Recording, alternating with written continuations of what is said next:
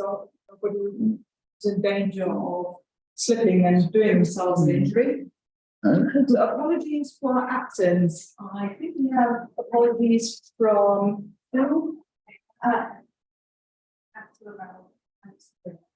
Yeah. And Robina, I want to send the message that she's still trying to get back home and she might join us online once she gets there. So it's a sort of semi. Yeah, happy to that. And Amy's arrived. And there's Abby. Okay. Then on the agenda, declarations of interest.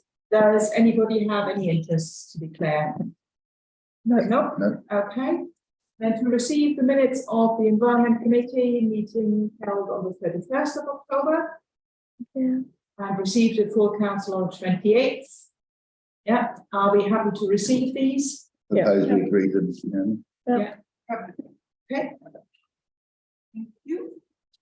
Then we have an action report. To receive the report and note the updated information. Sure, information check, councillor on it is journalism speaks. Okay, excellent. Excellent. So I'll let you do that, and then are there any particular issues on the action report you'd like to draw our attention to? No, point 3, I've chased the solicitors and I hope to get back to you this week. I think you may have to pitch a tent in the office and not go away before we respond. Don't really that one. Okay. Are there any comments or queries about the action report, Robin? Just one about the last action report. It's mentioned in the minutes, so it's a bit about we will need to have the constitution of the community centre at some point, but that's been actioned, so it's only just agreed the minutes. So I do have it. We have it, but I haven't had a chance. Well, thank you very much. Can I, in the minutes, thank the town clerk for getting it when she's read it and we all see it. Yeah. And then she can tell us what it doesn't tell us.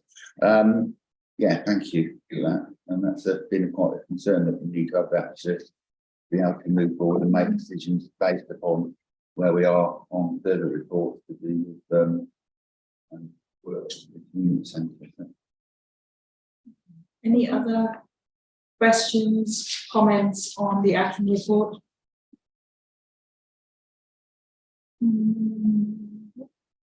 Oh, you're coming for seconds, Robin. Okay. Just to say a verbal update on. It said a verbal update on Tinder brokerage. Yes, that's on the agenda. That's on the agenda, so we'll private session. Yeah. Yeah. It's in the private session on the agenda. But it's on the action. Yeah. Yes. Okay. So in that case, let's move on to the budgets. So we are receiving the latest figures. Claire, is there any change to what we looked at before? Anything else you want to draw our attention to? I don't think there's much. We have had a rebudget through on cemetery rates. It's still higher than we thought it would be, so we are going to go back and check again on that. Is there anything else? Okay. So that was quick. So let's do the bit that isn't going to be so quick, I expect, and look at proposed budget savings compared to the previous version we looked at. I think this is Lee for you to talk us through. Yeah, so because of the substantial increases the 23-24 budgets, we put forward 2 proposals to try and make some budget savings for next year. The report about one of them, the 2 savings that we were looking at were cutting the community service payback scheme and the social enterprise grass cutting scheme. And savings are outlined there, so 11,000 for the community payback scheme and 7,000 for the social enterprise scheme. Any questions? Lisa. Thank you. I'm all for saving money, but with the potential taking on Tinswick Road and the stretch of this on the staff that's going to create that we've already spoken about, how will this then affect staff if we then have to cut these two and bring these in-house? So the extra work, a lot of the social enterprise stuff really takes us a lot of time. Yeah. Because we have to set the guys up and looking after them. During lockdown, we actually did the verges. Because we're doing it with ride-on mower, a lot of it, we can get around really quickly. And also with the community day back scene happening, for instance, the lockdown, there are some things you want to change. So we programming the painting sort of over the summer. One that we've really noticed is the leaf collecting. So the guys sort of clear the leaves off the path and then just collect them once, try and do it once a year, and then want some additional equipment. So that a giant leaf vacuum on the back of the truck to do that job a bit quicker. Sort of next summer, next autumn. Okay. So maybe a bit of extra equipment we need. But time-wise, I think we can manage. Okay, and with that, it's all right to ask whether with the saving that we would make, because we haven't budgeted for any extra equipment, could we potentially use the savings of these two to cover costs there? We can do. We do have a machinery budget, and the money we're actually saving by not having to replace a lot of the push mowers certainly go. So Okay. we cover that. All right, I'm happy with that then. Yeah, thank you. You said just now that we haven't had community service since lockdown, and that's what I was going to pick up on, because so what was the £4,000 spent on under that heading? I can't remember which where it was agreed, but it went towards the new building. Because we knew at that point in the year, so many months through the year, that we could certainly tranche that budget because we knew we'd spend it, and it was agreed at committee. Right. So even though it's under that heading, it's not. It was sort of fired or whatever, fired across. Or okay, thank you. Yeah, I'm happy with the explanation and those, and that is quite a substantial save going forward. Make a difference in the total budget. The only thing that we haven't looked in here, and I think we need to look at the Chandos Park. The long time since ago we negotiated our the agreement on Chandos Park Bowls Club. And if you look at the figures in the Chandos Park Bowls Club, we are being immensely generous with it, and we want that to continue. But I think we do need to review that at some point, because if you look at the building and what it costs, the building and the maintenance on it going forward, our rent would hardly cover the maintenance on the building. We inherited it probably in 2000 and whatever, 2002, 2003. It was a new building when we inherited it. We now sort of really need to start thinking about sinking fund for when we have to do some maintenance on it. At some point, we'll have to maintain that building. We negotiated in that they maintain the greens, and that brought down the cost of they maintain their own greens. But I think I'd like to ask that we at least look at it, even when we feel that what we're doing will, because what we can't do, shouldn't do, is at the end of a 10 to 12 year period, is then come back to repair the building if we haven't sinking fund. We're in very different times now. I think we need to consider that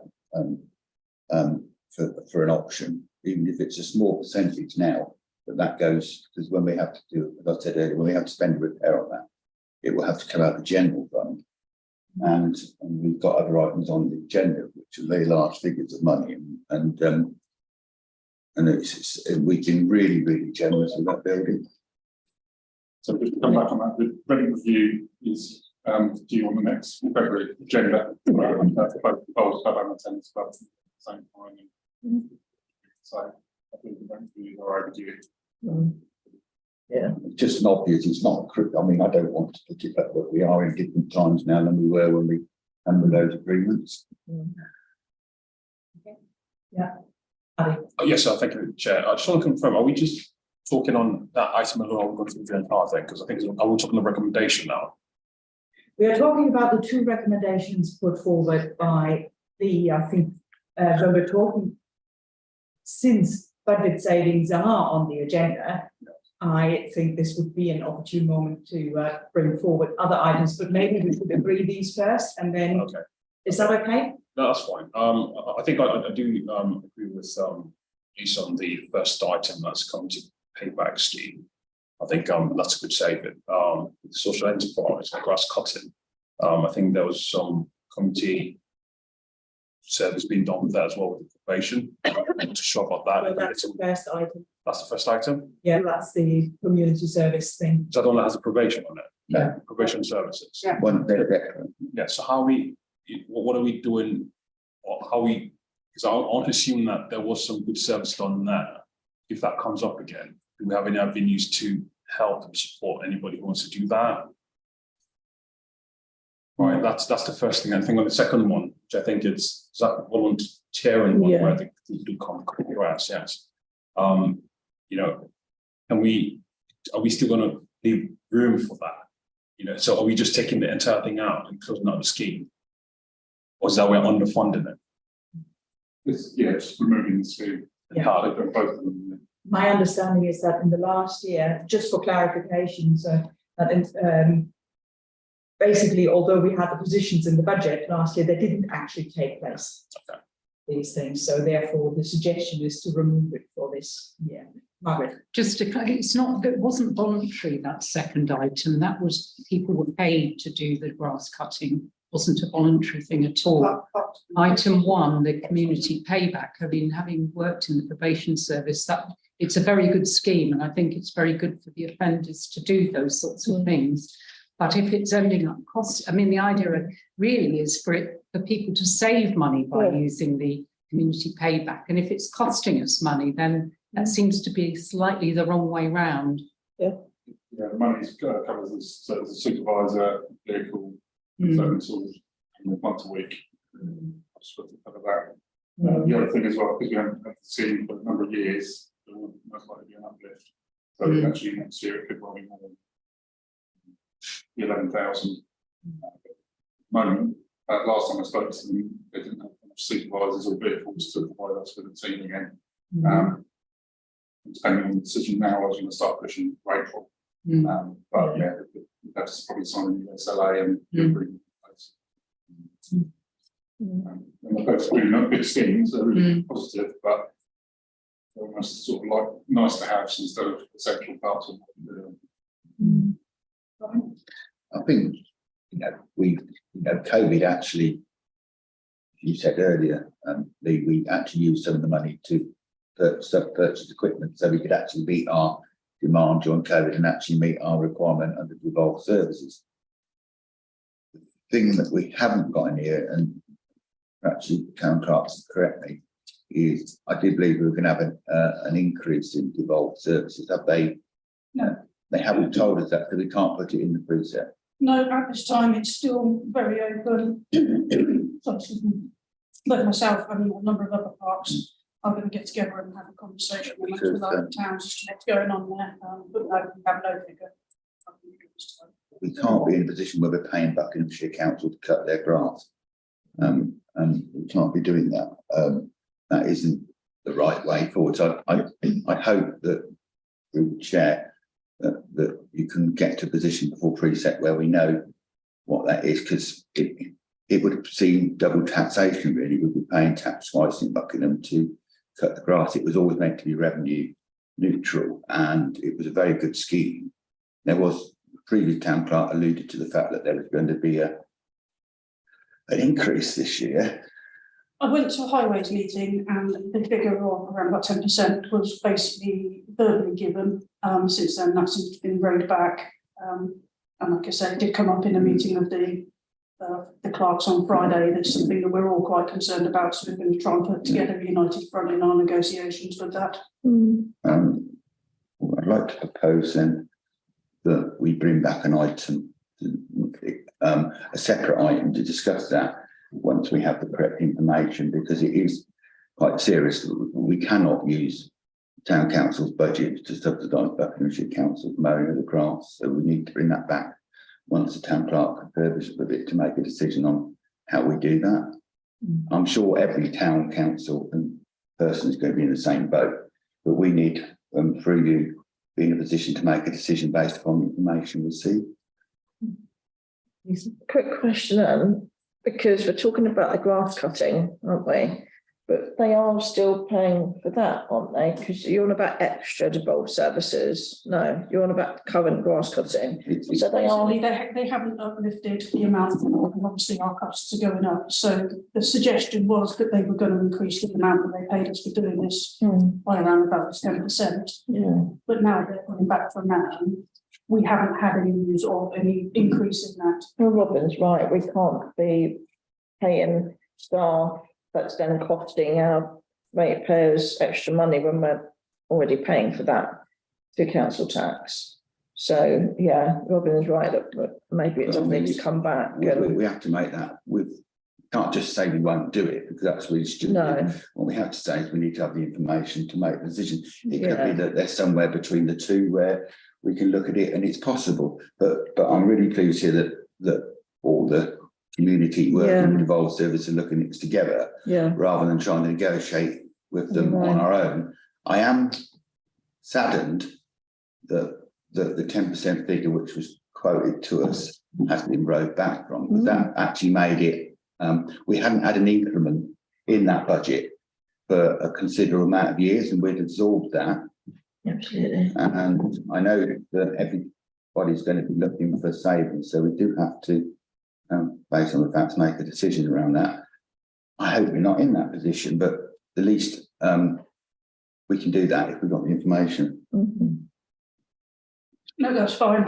You are right. It is worthy of discussion. I haven't brought it to you yet because there's no point until I know where we stand. So. Yeah, I imagine you were going to bring it to us anyway, but now we have a minute to ask for it. Yeah, a minute request for it. Based decision on the facts. Fran. Can I propose that we move to a vote on the proposed budget savings? Yeah, I'll second that. Yeah. Okay, so the proposal was to vote on these two budget savings. Who is in favour?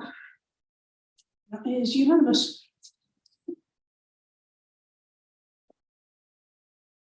Okay.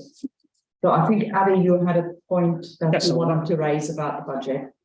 Yes, it was actually the electricity. I did find out from the clerk what because I know we have solar panels in there.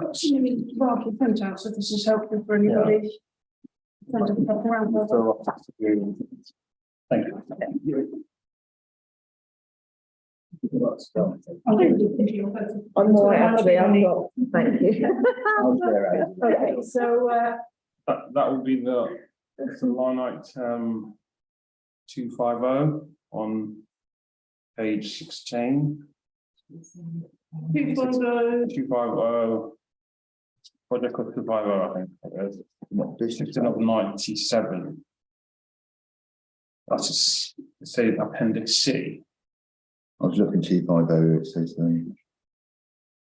Something different. solar income, is that the one that you? Yes, I photocopied the old version of it with appendix F at the moment instead of appendix C, so excuse me. okay, so where we So 2.0 income. Solar income, yes. Yeah, export. I've got it now. Yeah. I've got it now. Yeah, so I was wondering that I see that we had a budgeted income of 2,000 there, right, which didn't happen for reasons stated in the comments. And I noticed that if you look at the recommended for 2023, there's an increment. So that outgoing we're meant to have, are we factoring that staying in-house? Because I can see from the comments, it's not viable selling it to Ian. So aren't we keeping that in-house? And how come that's not reflected in that projections for the entire bill for the electricity? So the 2,000 is what we hoped from the excess over the summer that we would sell back to Eon. Yes. Unfortunately, Eon aren't even prepared to discuss changing the meter to one where we can sell that back. Yeah. Because of that, I haven't budgeted any income because I can't be sure that we'll get any. I mean, we'll keep trying, we'll fight, and we'll hope that we can get something back, but I can't be sure that we will, so I don't want to budget for something that I'm not sure of. Yeah. Sorry. Yes, so that's for the income. I'm looking at the Lace Hill electricity because I assume that solar income was for the Lace Hill Community Centre, right? Yes. Yes. So I see that if you look at the Lace Hill, that's 2504,159. But we have that large jump, which is understandable. And if you look at the 2023 budget, it goes up again. But I'm wondering, we have that we're going to use. Are we factoring the solar usage factored in here already? Absolutely. I know I don't know why Paul under budgeted for 1,500 because that was never going to happen. And unfortunately, the costs have absolutely rocketed. But that figure there, the 7660, is our prediction, including what we are making back from solar. So whilst the solar's nice and in the height of summer, but we don't actually use huge amounts of solar in the height of summer because we don't need the lights on. We're not using all of the air systems, etc. It's in the winter that we're using the solar, using electricity a lot more. And to be honest, they don't generate a huge amount of electricity at this time of year. So they have decreased our chargeable usage by it's 2/3 over the summer. So they have actually had an impact. I don't know what that figure would have been without them. It's just that the leap has been so, and it was so under budgeted. It really stands out as being quite. I think it'd be helpful if we can know, because I know we also have aspirations to have other buildings also have solar panels. I think using that as a test case, it'd be good to know what is being offset as a whole entire bill and see if it's worth the investment of putting more panels on more buildings. I think that's the point I'm trying to drive through. If we can get that, it would be very helpful. As I say, when we looked at it last time, it was about 2/3 chargeable usage. When we get to the end of the winter, I think that will have changed. But until we get through one full cycle, I can't be sure, but I can certainly will bring it back update once we've had a full year of it. Thank you. Fran? Thank you. Is it worth, I'm just looking at the Lace Hill Community Centre, where's it gone? Gas supply for heating and water. Is it worth looking at whether we can use the solar to be heating water? I think we're going to struggle with that, to be entirely honest. I mean, the gas bill is That would have been quite sensible, I would have thought, when it was installed in the first place. I get where you're coming from. You'd have to change the boilers that we've got to electric, which is a huge investment. The time to change all your boilers and stuff is when they come to the end of their natural life. And it's the time to consider it. But the investment needed would probably outweigh any gains. And also in the winter, you're still going to need. That's when you need and gas is a quarter of the price of electricity. So it's but honestly, things are changing so rapidly. That might not be the case in a year's time. Robin, you had your hand. Yeah, I mean, just to have, I understand Aidy's concerns and what he's raising there. Proper concerns should be considered as such.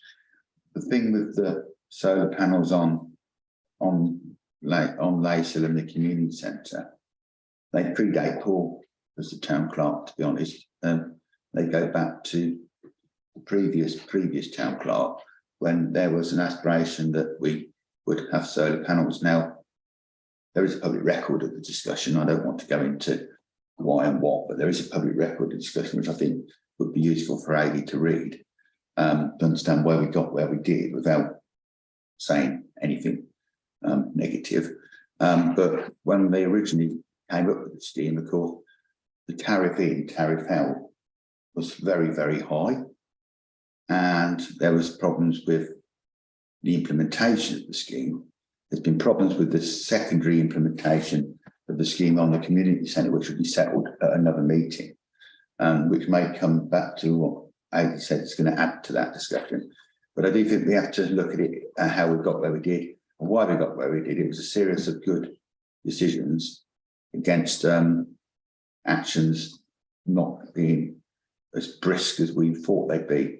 So I think that it would be useful to do a minute check on that and provide Aidy with that. I think it's right that you've raised the concerns, but I think you have to understand where we got to, because I think when we actually do these schemes in the future, we need to be assured that if we do them, that we're basing it on past experience and our past experience of these things, without bringing up any erroneous and criticism, hasn't been that successful. I don't think the principle's right. What we should do is right, and I think it'd be fair to say that circumstances have predicted we didn't get the tariff that we wanted to because of the timing of the project. Okay, thank you. Margaret? Yeah, thank you. I think in terms of hot water and solar panels, it's a different type of solar panel that you need to heat hot water directly as opposed to heating via the boiler or using the boiler. So we've got the kind of solar panels on the Lacehill Community Centre that provide electricity, not heating hot water. And I do agree with Councillor Stutchbury that the principle is right, because we have got to consider the climate emergency, and anything we can do to reduce our carbon footprint has to be a good thing, although it is very disappointing that E.ON isn't enabling us to sell that electricity back to the grid, because that would would be beneficial generally, regardless of the income back. It would be helping the nation really with green electricity supply. So that is quite disappointing. The other thing on solar panels, because we've had solar panels for a long while on our house, and we've always been pleasantly surprised at how much we generate during the winter months, because it's light, not heat. And like last week, we had some beautiful sunny days, and it's surprising how much solar you're generating on those days. I know that daylight is reduced, but you know, it is significant what one generates in the winter. Robin? I'd like to propose that we give the town clerk an officer's charge to look for alternative ways of using our generated energy, in the sense that we're adjacent to a primary school, which it could be some way that we can, if the energy is being generated and we're not going to be selling it, whether there's any possibility of using that energy in some other form of community activity, because if we're not going to sell it to E.ON and E.ON's not going to pay us for it, whether it's legal and proper that we could sell it to somebody else. Any money coming in would be better than the E.ON situation that we're now, and it could be that it's erroneous and we can't do it for various reasons, but I'd like to personally give the town clerk and the officer's charge to look at it. I would say it's something we have discussed in the office. It's not straightforward. To putting a major cable down across to another building, even if they were interested, would have quite an outlay in the first instance. So, and we talked about charging vehicles and things, but batteries is another option, but at the moment, none of these things really are cost effective for where we are and when we're generating the power. Once we've had a full cycle, as I say, we'll know a bit more about what the winter is sorry, what the winter generation will bring. We'll be in a better position to come up with some ideas. But at the moment, there was nothing obvious that screamed out at us we could do with the excess. And the system was never put in to generate huge amounts of excess. It was actually came in under budget, because we went with the recommendation of the company to just generate what our maximum is likely to be. So if we weren't, that was because at the time we put the system, we knew we were going to get a lot of money from selling it back to the grid, because the times have changed even then. So we're not wasting huge amounts over the circle. We have budgeted, or that system is designed for our usage.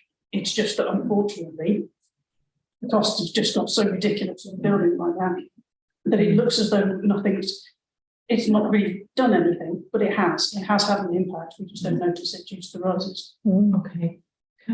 So I'll take two more comments on this, but can I suggest or propose that we bring this back to this committee at a future point in the next year, once we have a bit more information also on what the generating capacity over the winter is, because I'm conscious of the fact that time is moving on. Nonetheless, Fran, now, you know, you had a comment or a question. No, covered that. Okay, so Robin, one final. Yeah, one final thing. When we bring back the future report on the community centre, we'll be aware that we used to have an agreement with them where they took money for repairs. We're putting in money for maintenance of the community centre. I know the town clerk will be bringing back a full report on that, but we're not in a position in this budgetary year to make any comments and decisions around it. But I think the figures that we're putting in there are difficult to comprehend, knowing what they've got in reserves. But the community centre, it's on community centre structural repairs 26140. Put the glasses on, I really correctly do that. 4085.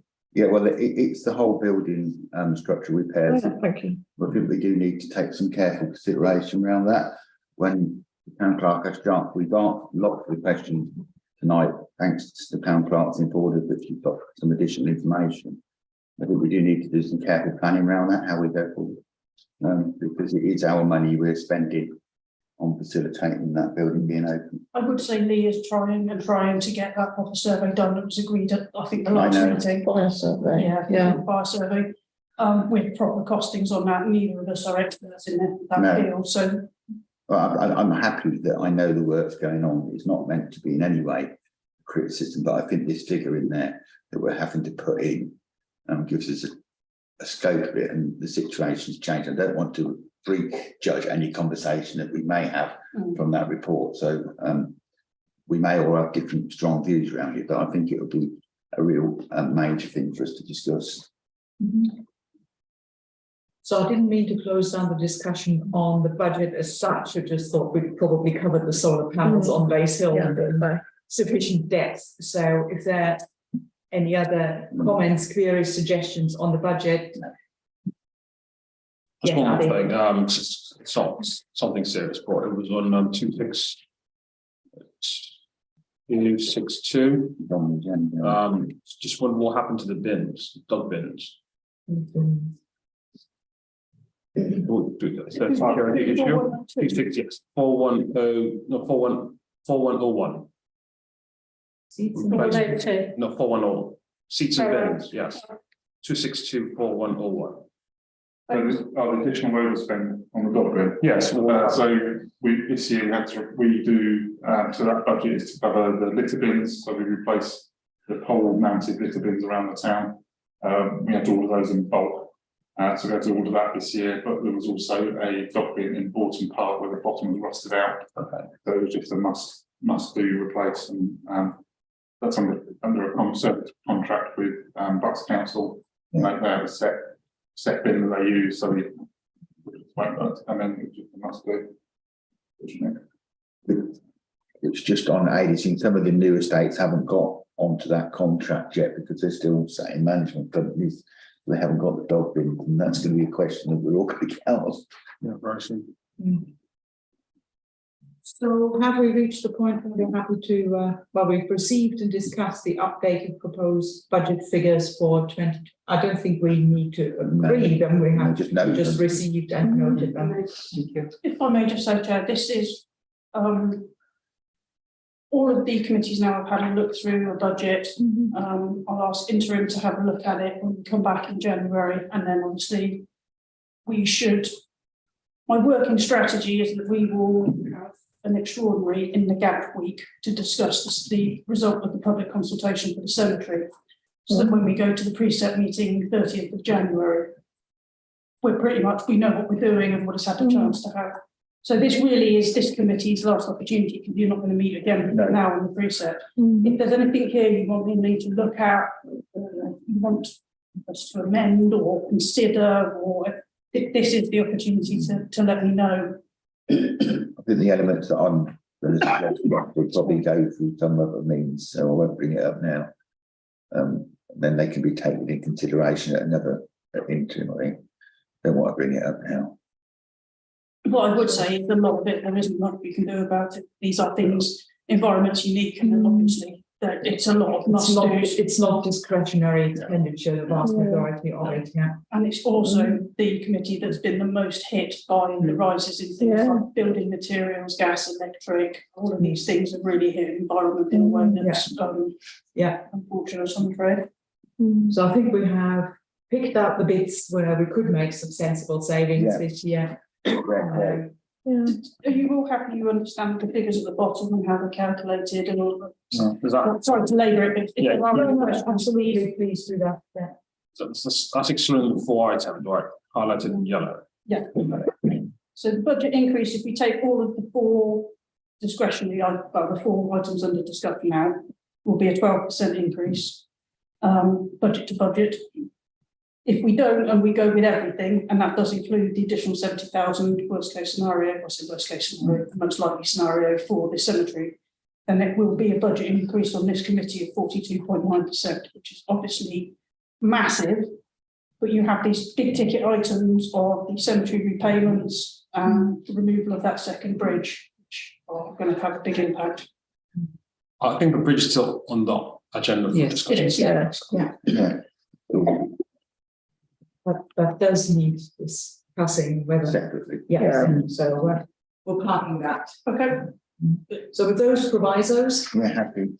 we're happy to have noted No. and received the planned Yeah. budget. If Okay, thank you. if through you, Chairman, anything comes back, do those negotiations over devolved services will make a difference to the budget.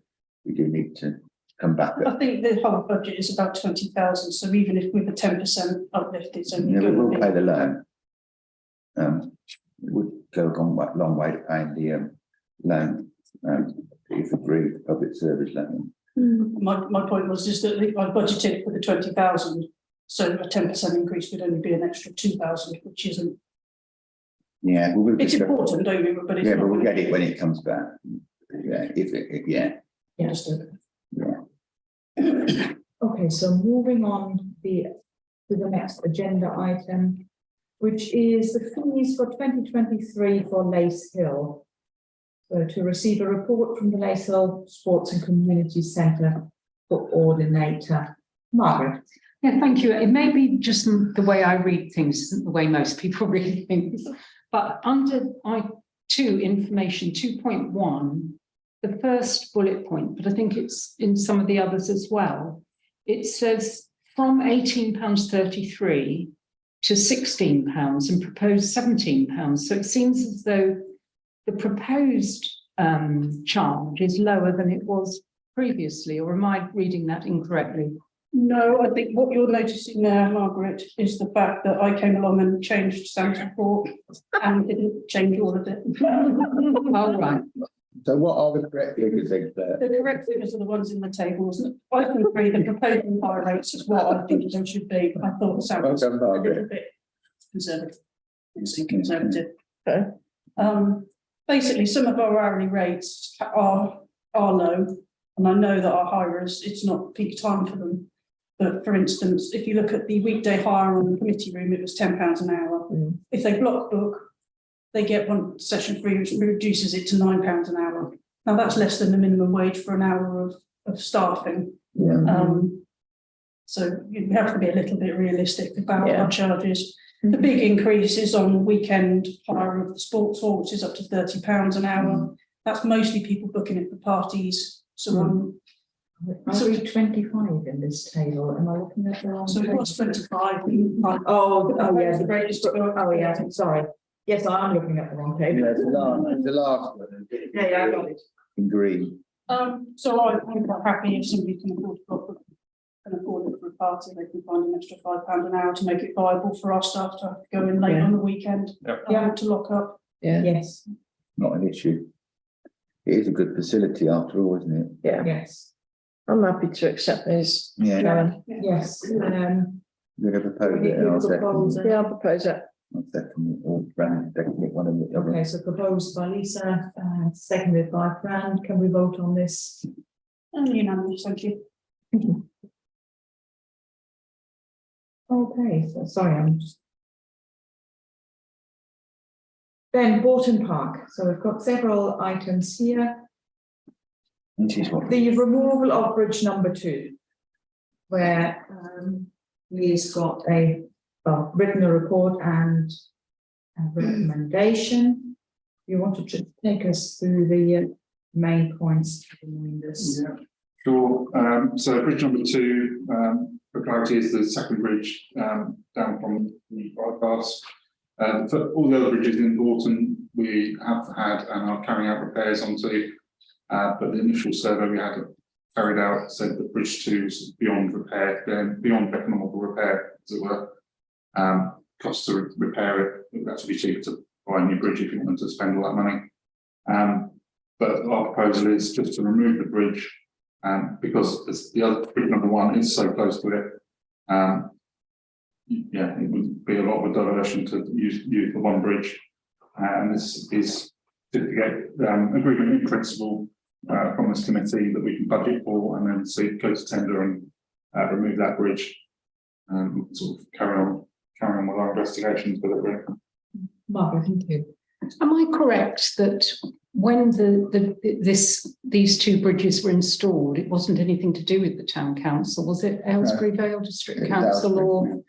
So it wasn't, because it does seem a bit strange that 2 bridges were put in the first place, but we can't take responsibility for that. That was another authority. Mhm. And I would propose that we accept that recommendation and that we remove the bridge. That seems to be, it's unfortunate that we're in this position, but it does seem the best way to move forward from where we are now. Robin? When the park was commissioned back in the days of the start of the district council and probably wind up in the borough council, the money was accrued from the developments adjacent to it to fund the park and put the bridges in. So I bet that they wanted to put as many bridges in as they possibly could because it was seen as a good thing. I understand the logic of keeping one bridge and moving that bridge. What I would be interested in understanding the breakdown of the £45,000. I understand the £50,000 additional. If we were to put that bridge to build it, you still have an extra cost then constructing a new bridge. It wouldn't end at 95,000, 100,000. It would go beyond that. I do understand that. But I mean, the method of the methodology, the way we take the bridge down, whether there's a more economical way of doing it. I mean, I could suggest a way of doing it, which I've done myself. But I think the crane method is quite expensive. Where we could just look at the, if I was to say, if I was going to take that bridge down, I would take it down differently. I would take the ramp away from where it is. I would use the fact that we've got the bridge has to be dismantled outside on the ground, and I would pull the bridge onto the ground. It's like a natural sledge, the bridge, and you prepare the ground before you pull it across onto the ground, which can be done with a less expensive vehicle than the crane, and then you dismantle it on the actual ground. The crane is quite a big expense to actually get it in there, and then you've got to put it in, then you've got to manoeuvre it and swing it round for 5 minutes of work, where an industrial loader would have enough power in an industrial loader to move. What would you estimate the bridge being at best part of 2.5 tonnes? 16. So 16 tonnes at the moment, but when you take the top rails off and then it'll reduce. it will be 11 tonnes. Yeah. And then you can actually split it into 2, so you're talking about 6 tonnes in each. Which dragging it as a sledge into the field, and that would mean closing the park while you did it. But it might save us. It might be cheaper. You look at it, because if we could save £10,000 on doing that job, or £12,000 on, because the biggest cost is going to be the hire of the crane. They don't come cheap because you have to hire them for the entire day. And if the weather goes bad and the ground is bad, they'll still charge you for the hire of the crane, even if it doesn't come out. So it's weather permitted and it's also time permitted, and the £45,000, or I can imagine a large part of that's going to go to the crane hire. So I would like to look at doing it differently, in a more agricultural method, to save money. Yeah, I think, thank you very much. I think there are 3 things on the table. One is if, when and how. If we should bring it down, I think I agree with Margaret on that. I think it should come. I think 1 bridge is sufficient. When, looking at where we currently are now, I'm not sure of the emergency around it. I think you might talk to us on that. If it's something quite urgent, that has to be in the budget ASAP, or can we continue it off for a while and time things get better? And how, which is what Robin's talking about, that there might be other cost-effective ways of looking at that. I think if we have Lee and Robin and a few other people who know about dismantling bridges sit around the table, we can explore cost-efficient way. But I think on those 3 points, that's how it goes. Thank you. Yeah, right. I was just thinking on that, Robin saying the crane hire is likely to be a large chunk of that. There is a company that manufactures cranes in Corker, isn't there? Are they still there? Yeah. Yeah. They're a Yeah. testing place. Yeah, maybe they could be called upon to use it as a bit of a training exercise. And maybe I'm thinking, have we got any volunteers around here as well?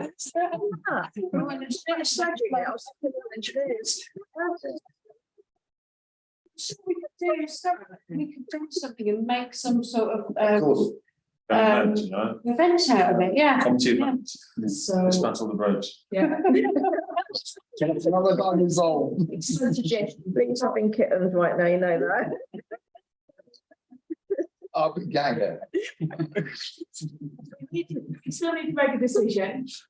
So we have to think whether it needs to be taken down. I think that's the first, and I don't think, do we need to amend that decision, or can we take them in turn? I'll take them in turn. Okay, so shall we take a decision on whether we should take the bridge down at some point, rather than repairing it? Agreed. Yeah. Okay, and that one's unanimous. Okay, yeah, me too. The second decision or the second question is whether it needs to be now or whether it can be postponed by a year. And I think we have discussed this question before, so Lee. The first thing, we're going to keep it open as long as possible. We need it open while we finish off the repairs to the other bridge. But when things start playing with it, sort of look quite serious, mainly the deck will be the next thing to go, and we're replacing boards as we're seeing them. But at some point, it's going to have to be, to make a decision to close it. The actual beams are sat on the concrete either end that are actually sinking already. You can see it where it's rotting away, and at some point it will need to be closed, and it will be shut. And that'll be it. Okay, so when just a question of clarification, when you say at some point, are we talking 6 months or a year or next month? I'm thinking within the next year. Yeah, okay, thank you. Margaret. Thank you, but in terms of the timescale, of course, this is in next year's budget, so we're looking at April and onwards, aren't we? Unless there's an emergency, clearly it's possible that the bridge will fail before April, in which case we would shut it. We don't necessarily have to remove and I appreciate that it's inspected every week. So, and obviously because you're aware of the state of it, you're very careful with that. So I think we're not looking at an immediate cost, but a cost for that financial year. Yeah, thank you. Clarify, Chair. So recommendation 1.2 is just to give us the authority that we are going to proceed in obtaining proposals and quotes on the best way to do it. Yeah. And then 1.3 is if it's going to need to be done within the next financial year, we need to decide what we're going to budget for it, as Margaret pointed out. So it's not necessarily that we're asking you to agree the timing on it now. As Lee says, we'll keep it open for as long as we possibly can. This is just that in 1.2, we agree in principle that we're going to go and work out the best way of doing it and the cheapest way we can do it. And 1.3 is that we are going to put that £45,000 in the budget for next year, so we've got the money when we need to do it. Okay, thank you. Robin. I have to say, I've been under the bridge, and no people haven't, but I've been advised of I sort of studied the river and looked at it, and I took some photographs of it. I have to concur with what Lee says about the rock which is setting in. But I would like to pose an amendment that we agree in principle tonight to set the money into motion. Wait for additional information. So, as Margaret quite rightly said, we can close the bridge and we can save some money in this financial year if it gets through the financial year and budget for it in the next financial year, which might ease this year's precept somewhat. I'm not saying the information should, if it comes back with the information that none of what I've said is of any relevance, and that the advice we've got is it's got to come down within the next 12 months, and we don't want to just close it for 12 months and then take the decision to put it in the next year's precept based on the information we gathered.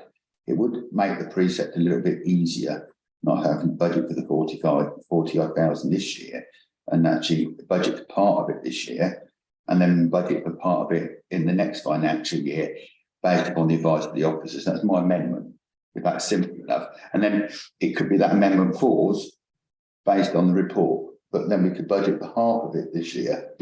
And then next year we budget the other half of it and actually take the action that if, because we've always got the option, the mayor quite rightly said, of closing it. And that way, just that would bring some of the finances just a little bit towards where we would hope we'd get them to. And but we must do it on the advice of the officers' reports, including my suggestion of a crackpot team discussing the removal of it, which I've got very good at dismantling things.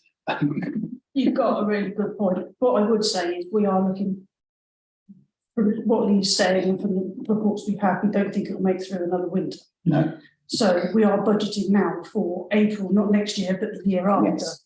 But if we budget half of it this year, and then we put that into earmark reserves, and then based on the report, it could be that falls away, and we have to budget for the entire amount because of the information that comes forward on the dismantling. It could be that if we look at it, we save money on the dismantling cost, and it could be that, as Councillor Davies got said, the crane operator wants to lend us a crane for nothing, for some publicity, in which case that brings costs down again.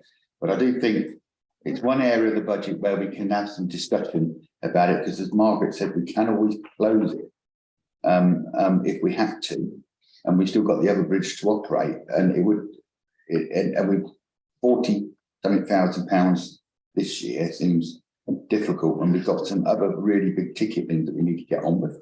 And it could be that everything I've said drifts away because of the reports and the information coming. But I'd like to propose that we at least look at that as an option to be amended later. What timescales are you looking for? Because there isn't another environment between now and No, I'm then, not. But we can always call any one item meeting to discuss this if need to, before a future planning meeting or something. We've done it with events in the past when we've had important decisions to take, and as close to the preset meeting as we can, because if it turns out that we, through good advice and budgeting, we can save some money, it will make the preset meeting a little bit easier. And that's what I'm suggesting. But I'm not in any way suggesting the work that Lee doing is not going to do it, but I'm looking at options to save money. Not, but that's got to be in a safe portal. Yeah. Okay. Fran, then Margaret, then Abby. No, Okay, Margaret. Right, thank you. I just feel we should go with the recommendation and budget for the 45,000 in the coming financial year, so that the office has got the option of doing that. Because, you know, although I did highlight the possibility of closing the bridge, that's only if all else fails, as it were, and I wouldn't want that bridge. I think it would be quite an eyesore having a closed bridge over an extended period. It's one thing for an emergency, it's another thing to actually plan for having it shut for a longer period. So I think we need the budget available in the coming financial year so that the work can be undertaken as required. Clearly, we want to keep the cost to a minimum, but and hopefully we won't need the full 45,000, but it needs to be there so that the work can be done properly and not have that eyesore potentially there for longer than necessary. Abby.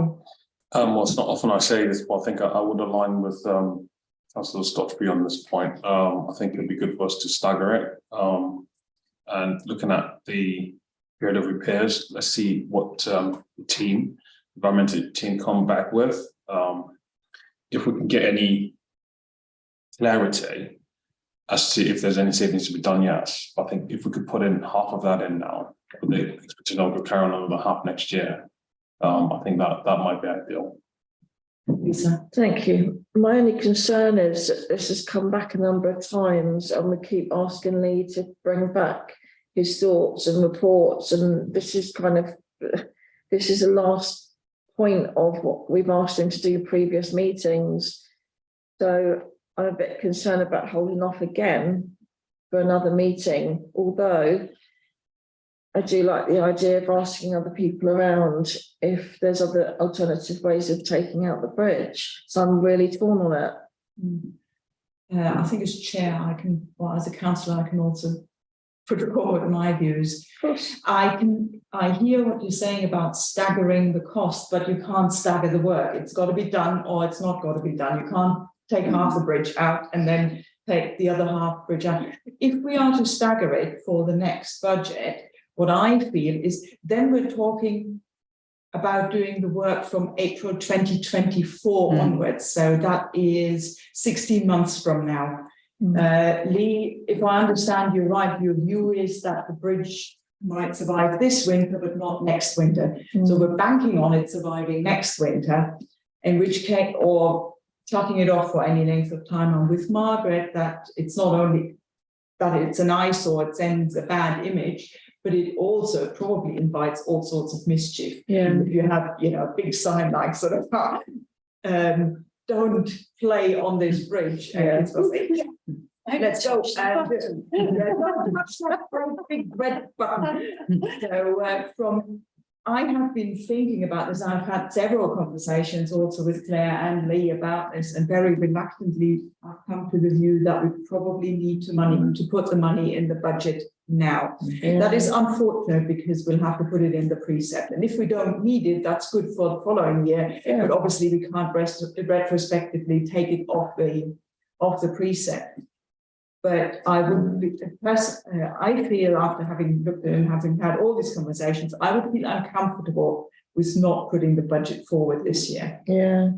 Robin. Last time, I think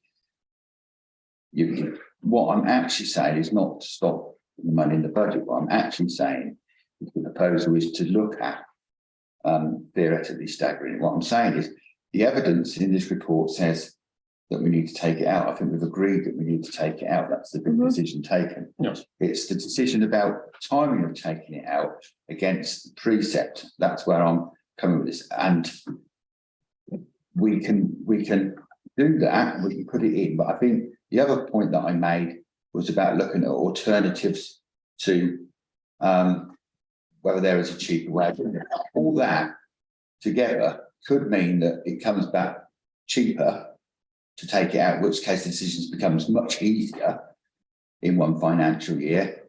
And the other thing is, of course, we must always do it in safety. So the amendment is not to stop the proposal to take the bridge out. The amendment is to be able to make those decisions with that additional information placed. Now, I think for the sake of not meeting at the point where we can make that decision would be awry, because we do have to consider the precept at this meeting because it is our budget.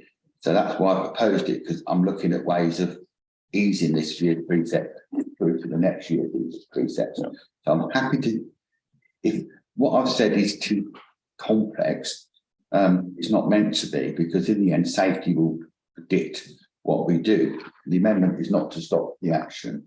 I'd like to oppose the amendment and take it forward. Yes, I'd like to second. Okay, in that case, we're voting on an amendment of putting what, 22,000 and 22,500 into the budget for this year, and the other for next year. That is the proposal. Only depending on whether we. Yeah, but we need to make a decision, yay or nay. We cannot make a decision. Perhaps we get it in, perhaps we don't. If this is the proposal, that is what you are suggesting, and then that is what goes forward to the precept meeting. The information will not change between now and the precept meeting. I don't think so. No. So we need to make a decision today based on the information that we have. Yeah, carry on. Yeah. So in that case, a proposal has been made and seconded. Who is in favour of putting half of the 45,000 into this year's budget and the other half into next year's budget? Okay. Who is against? So 2, 4 and 1, 2, 3, 4 against. So in that case, that amendment has not been agreed. In that case, I think we need to agree on point 1.3 that 45,000 is budgeted for the next financial year. That's the year starting April 2023 for the removal of the bridge. If we don't need it, then of course it won't be spent. So I'm happy to propose it. I'll second. Margaret is seconding it. So who's in favour of this? No, but there's a substantive motion. Lawful? Yeah, we'll vote on this substantive motion. Yeah. Okay, so that's fine. Yeah. Okay. And Yeah. yeah, fine, yeah. Abstain. And is it thanks? 5 for and 1 abstention. Yeah. And have we may have skipped point 1.2, that we recommend that it is agreed to allow the office to proceed in obtaining proposals and quotes to remove the bridge. And that's, yeah, Second. yeah, okay, who's proposing it?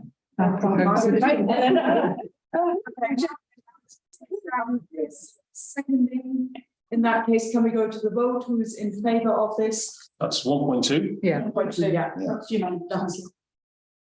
I Okay. think it was worth the discussion. Yes, it was worth the discussion, and we have come to a vote. Thank you all very much for your contribution to this one. And that brings us to 7.2. 7.2, which is Management plan. the Bourton management plan. And agree, so to receive a report and agree any recommendations. Margaret. Yeah, thank you. It's a really interesting read and seeing the way it's been updated. I note that action point 1, page 35 of 97, is deleting the cycle racks. And I was a bit disappointed by that personally, because when I cycled to the river rinse, I found nowhere to affix, there were no cycle racks anywhere in that area. I know that the public consultation gave that a low priority, and obviously you're responding to that, but it doesn't seem to fit very well with our climate emergency action plan. So I was a bit disappointed by that. I agree with that. Robin? Just to say that we can accept the report in its on appendix D. The report can be put in. We've done that now. So appendix D will go in as a recommendation, which has been agreed. The thing that I thought was the extreme problem, which has been a burden for Lee for years, which is getting those up to scratch. I think we need to start considering how we're going to actually fund that work. We get this unwarranted individual criticism, which I think is very hard for Lee to keep batting away. Look, what do you do with it? Why have you not done this? Why have you not done that? Mainly because it's a large pig and my understanding when it was looked at in the first place, not only when you remove the soil do you have to do something, you can't just dump it, but actually take it somewhere else. Because of the river, it has to be tested and then removed and taken away. So it's not a cheap ticket item. People think you can just dig it out and that'd be fine. Well, it is once you move the soil bed, you bring up sediments from within the riverbed, which I've lost where you are. on the board. It's on the removal of the stream bed. 32 of 97. 32 and 97. Ah, I thought on the riverbank. That area is a big problem. I think that what we ought to do, it's quite a big project to get it. And I think, to be fair to Lee, he's been back around. We've never given him any money to get on with it. And when there was £4,000 in the budget, it got removed at a previous precept. And £4,000 wasn't going to even touch the service. So whether we ought to look at whether we can technically put that in as into a future Section 106 agreement as an environmental consideration to improve the environment of the town and get a proper lump of money to actually enable Lee to actually prepare the work and actually done it and put it onto our 106 wish list. Because I think the environment is a big thing, and this will improve the town's environment. Also, it'll have benefits to do with flood alleviation and such and such as it's done. So I think it's a high ticket item, and it should be treated as such. I like to propose that we ask for it to be added to our section 106 list to resolve it. So that's what we're developing towards. There are a number of big items. So it's sort of splitting into sort of two areas. One is access and the footpaths. They need a lot of work. And access will cover maintenance work to the tarmac paths that's needed, bike racks, access to some of the benches. But then another almost another project in our own is the stream system.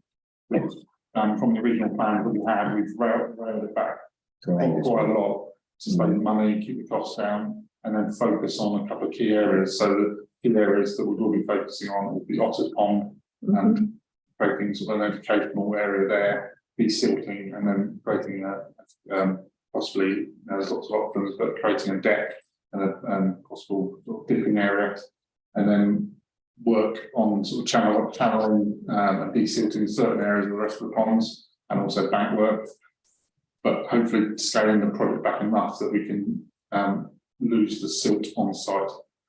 So if you do it within one machine movement, you can actually lose it on site.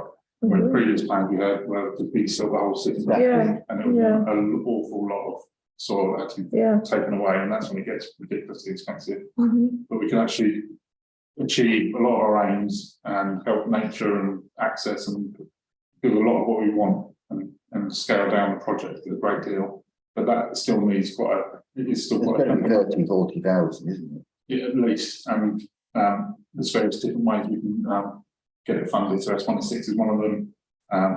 There is what was the REN scheme, and hopefully some other environmental schemes that we can channel into that. But it's kind of prioritise all those different areas and help us create a sort of master plan of what exactly we want to do where, and then try and prioritise it, and then see funding is the key part of it. So this is sort of work in progress, and really is to update you and show you what we need to do.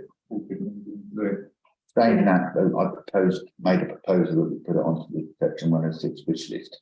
That wasn't seconded or moved forward. Just to reassure you, I'm not sure if this might come with you. One of the things that Steve's going to work on is a big look at a full report on section 106 and all the other funding streams we've got, so that we've got a coherent strategy across, because we want outside funding for these projects. In which case, I'll pull back and allow Steve to go through a report. Addy. Yes, I'd like to once again commend Lee and his team for the plan. I think it's quite great. My questions regarding the green peace flag, that's what's called again. This was the plan that had comments on it. Since have we addressed those comments? Because I think that's the green flag award. Yes, so that a lot of the comments were on the management plan that we had. So we've adapted it a bit and changed it and redirected it onto more of a what we want to do plan. But yeah, we've been looking at the comments on there and taking them on board as well. So have we taken it on board on the panel still? Yeah, so certainly certain bits have been, and we've just adapted the management plan a bit and then developed it on further. Then when I go to the actual plan we have, I see that we've got just to that item 13, number 374. What page? It's on will be page 4. That's actually it's an action plan. So all the way up. Action list. Yeah. Right early in the That's right. action report. We'll take it back to the beginning. Number 13 there. Talks about the estate manager inform members that a report will be brought to the next meeting to look at applications for funding to improve the park. Yeah, which is action, which is this Bourton Park improvement action plan. Yeah. So it's embedded in here. Yeah. Margaret. Yeah, just a minor thing. Again, I'm not sure that I fully understood, maybe I've misunderstood, but section 106 is mentioned throughout this as a source of funding, isn't it? So, you know, I don't know whether that links with what Robin It was does. saying or not, but, It- but it is repeatedly throughout there as a source of funding potentially. I mean, just to come back, it wasn't mentioned specifically around that, but I'm assured that he's doing a report and looking at that. So take from the town clerk, that's all going to get took into consideration at a future report, which really is where we're going to have to look at funding some of these things. We're not being as good as we should be at actually getting funding from other bodies to actually do some of this stuff, mainly because we haven't had anyone to help us do it. So Steve will generate us some income out of that in the future, which is going to make a lot of difference to our future precepts. When you see the Buckinghamshire Council using section 106 to do repairs like the AstroTurf at Bourton, at this one pool and things, I mean, the rules and stuff, I mean, and of course we don't have silt, so it's still section 106. So I think I'm happy to take that as through the town clerk, and Steve has offered to do that report. I think that's going to give us a better guide where we need to be on all that than cherry picking stuff through here, which isn't going to be good. So what were the recommendations that we need to agree? Oh, it's recommended, right at the beginning. Members receive and agree the updated park, and for officers to identify funding opportunities to address. Yes. So are we happy to agree this? Yeah. I'll propose next. Mark proposing, and Robin is seconding, and who, all those in favour, please? That's unanimous. Magnanimous. Up to. And then we have a third item for Bourton Park, and this is an item on tiny forests. Now, I know a little bit about this, but I think They're for tiny people. they're not. But again, Lee, I think you might want to update us on this idea. That we've been looking at and approached by that we'll be able to get an area of 200 square metres tree planting, and we're proposing to put it in Bourton Park. Actually, the photo, the first photo on the 2.6 is slightly misleading, but the plan on below it is a bit more accurate. So the planting within sort of the wooded belt next to the middle paddock there, next to between the stream and the paddock, identified a good area, and so it will be paid for by the scheme. So the trees will be fenced off and then monitored as well by Earthwatch and volunteers in the local area. We're just going through the sort of agreements and final details, and if agreed, we're going to have a site visit in the new year and try and get it pushed on and actually planted this winter as well. So, Lisa. Thank you. It's a good idea. I just got a few concerns. So it's going to be done in Bourton Park. We have a lot of trees in Bourton Park anyway, and it's going to be taking away a tennis court sized area, which is quite a big area of land. So my first concern was the land agreement for 10 years bit. I think if there's going to be any agreement for 10 years, I think we need to have sight of that in the committee first before it's agreed. And then it was their, what do you call it, presentation.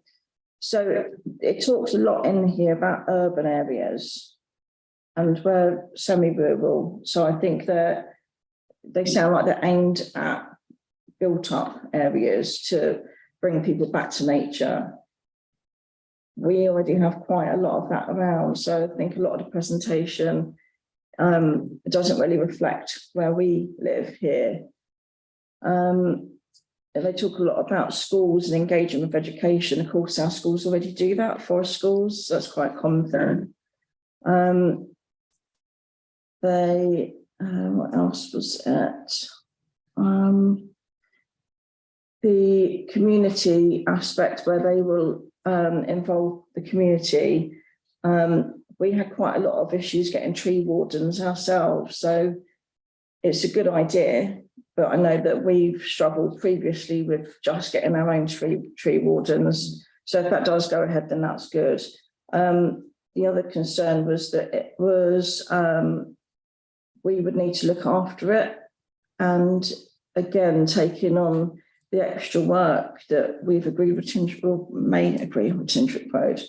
And now with grass cutting and everything else involved, will that put a lot of pressure on our staff? Because it does say that we would be responsible for it. And we've been it, possibly, yeah, that was it. Thank you. So firstly, the work that the idea is just left and almost left its own devices unless the trees fall, and we'll be able to do something, but that'll be in years' time and that'll be up to us. The area where we're talking about is actually, there used to be an old willow wood there. Yes, Yeah. it's been taken out. We've tried to repurpose, there's a few bits left. Yeah. It's actually from the end of that until the first big tree, but in that area. So actually, it's not the idea. We don't want it to encroach onto the paddock too much there. Okay. It's just adding to the All right. area there. Yeah. The agreement we're going through and looking at really closely is we're not going to make sure we're not tied down to anything that's going to cost us anything or commit us to anything. The fencing that they use is going to be a chestnut pale fence. Oh, okay. And the idea is that doesn't last forever.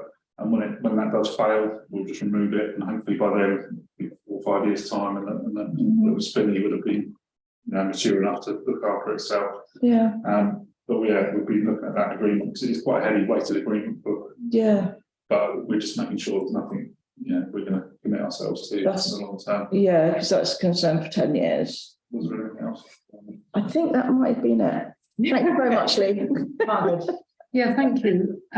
I think it's a really good idea. I do take the point we are semi-rural, we're not urban, but I think if Earthwatch consider that this is a suitable place to do it, then we wouldn't object on that basis, because it does fit with our climate emergency action plan as well. Yeah. So in principle, I'm really for it. I'm just slightly concerned on page 60 of 97, supporting a tiny forest. There are sums of money mentioned there. There isn't any pressure on us to make any of these £10,000 or £30,000 plus that contributions towards it. Yeah, I know you said you're looking at the agreement very carefully, because I wouldn't want then, a few years down the road suddenly find that Earthwatch are expecting us to. No, that's what, it's one of the key providers for us. And initially when they approached us, they wanted some funding towards it, quite a large sum of money, whereas we could have cheaper ourselves.